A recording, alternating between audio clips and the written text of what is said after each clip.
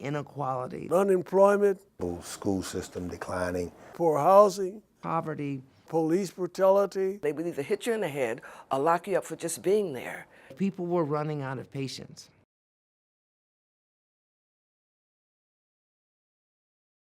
I think the riot was caused by too much pressure on the people who lived in the city of Detroit.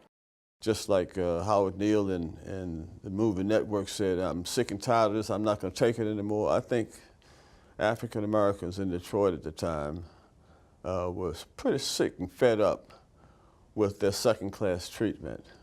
There were really institutional grievances that had not been addressed. With the election of John Kennedy, and there was the beginnings of a federal response to the obvious segregation and the inequality that was present throughout the society. So you had programs like Total Action Against Poverty. People were working very diligently and really trying, Rob, to send the message that, look, help is on the way. People of goodwill have recognized that there are grievances that have to be addressed, but people were running out of patience. And I think that part of it, even as we see today, had to do with the violence that was endemic and culturally almost required inside our various police departments. There was a group back in the day in the city of Detroit called the Big Four. Rode around in a black Ford Galaxy.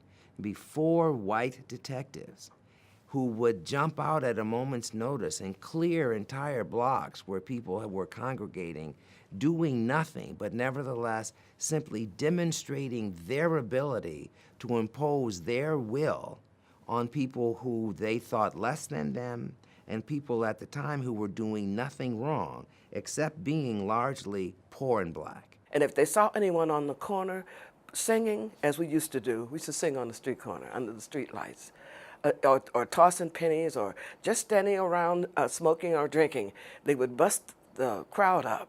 There was a fear of us gathering on corners, on street corners, and they would bust the crowd up, and they would either hit you in the head or lock you up for just being there. They didn't want us to gather. When in the ghetto, you haven't very many places to go, except in your house and on the street corners to meet. So it was prompted, and it was something that we saw happening gradually. A little bit of brutality, a Black Mariah with the Big Four getting a reputation. Hey, the Big Four is coming. So people were fearing these violent guys who would just jump out with clubs and start clubbing people if they saw people gathered. You know, very little explanation as to why you couldn't gather on the corner. It just was something that happened.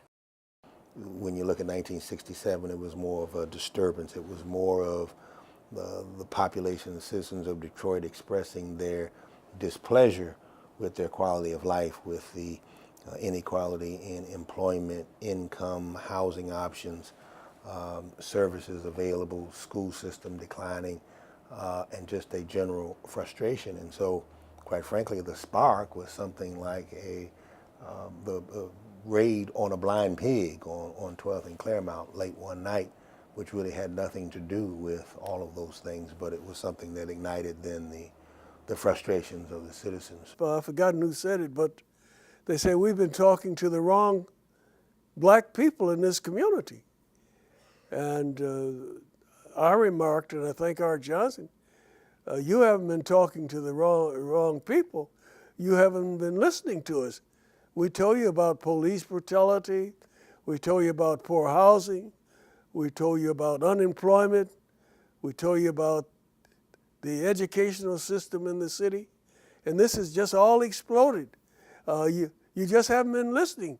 But don't say you haven't been talking to the right people. Groundbreaking firsts were occurring, and there was just a lot of optimism that we would overcome, and that we would begin to address the institutional racism.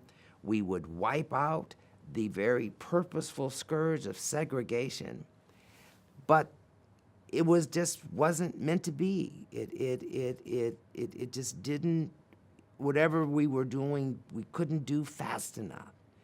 And the positive effects of what we were attempting to do did not reach a broad enough population in order to make a profound, immediate difference. You know, the change of the kind that we were hoping for takes time.